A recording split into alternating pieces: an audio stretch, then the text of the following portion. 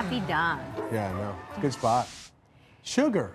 We all eat a lot of it, right? All the time. More I than love we should. sugar. Doesn't it taste so good? I know, it tastes so good. So we have Jessica, Lehmann. yes, here, a nutritionist here at ASU. Good morning to you. Good morning, Celeste.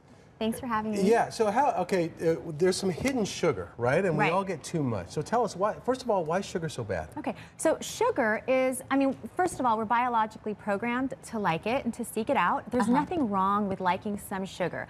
So I'm not going to recommend that everyone cuts out all the sugar in their diet. So that first of donut all. I had the other day is okay. You're okay. So it depends on what else is going on. So yeah, but one thing that we've seen is that sugar really sends the wrong metabolic signals, and it raises your chances of getting diabetes, of having a heart attack, stroke, and developing a lot of other issues. So even if you have a healthy weight, even if you maybe think of yourself as skinny, you could still have a lot of visceral fat around your organs and have a lot of sugar in your diet. That's actually causing a problem. It is a problem. So and one of the main problems is that it's so hidden in our diet. So we don't think of ourselves as sitting around dumping sugar packets in all of our food. But if we eat a lot of processed foods and eat out, then typically there's going to be sugar there, and we're not even tasting it, even in foods that aren't necessarily sweet. So what did you bring for us this morning as examples? Well, first of all, the main source of sugar in the American diet is in sugar-sweetened beverages. So in this category, we have not just sodas, but we also have sports drinks, energy drinks, fruit-flavored drinks, drinks that might sound healthy, but they're not. So we want to find some good alternatives. And one of those alternatives could be club soda with a splash of juice, and we're talking about 100% fruit juice. Herbal teas are wonderful, and a lot of them are fruit flavored also and caffeine free. I happen to like chai tea, which is so spicy and warm, especially in winter. And even if you add a little bit of honey or maple syrup to that to flavor it, it's still a lot less than you might get from a commercially prepared And you still get drink. taste, right? And you So still get flavor. something, right? Yeah, so it's really about building flavor. And sugar was never supposed to be the main star. Sugar was supposed to enhance other flavors in vegetables, in fruits, in our whole grains.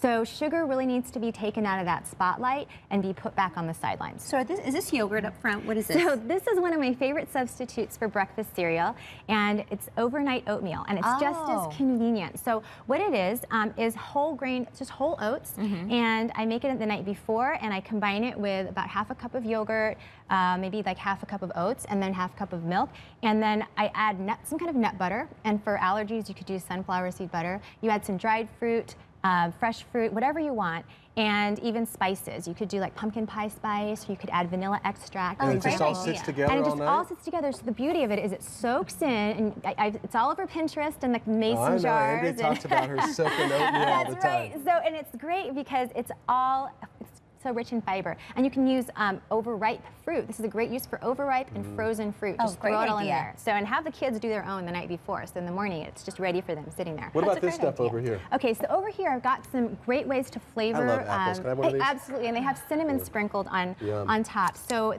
cinnamon is also anti-cancer, anti-inflammatory. It's fantastic, but it's a great way to flavor fresh fruit, just to kind of add a little something special. This is roasted sweet potatoes, and they're roasted to bring out those sugars, which are caramelized. So they're already sweet, but they're even sweeter now. And I like to add a little coconut oil and a little sea salt to kind of balance out all that sweetness and add a little fat to it.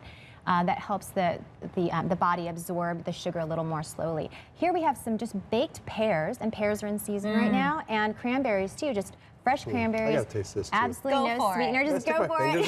Yeah. The heat really brings out really the caramelized, the natural sugars in there. And here, these are just dried cranberries and raw walnuts. And the combination of nuts and dried fruit is so great. It's a powerhouse. Because you've got fiber, you've got a little sweet, but then you also have some protein. So it's a great snack and really budget friendly. Go to the bulk bin, load up. Thank you for coming and thank you for the snack. Jessica, thank you so much. Welcome. Yeah, so glad to have you. Thank you. Yeah, low sugar can still be pretty darn good. There you go. And you got your morning Not low snack fun. Yeah.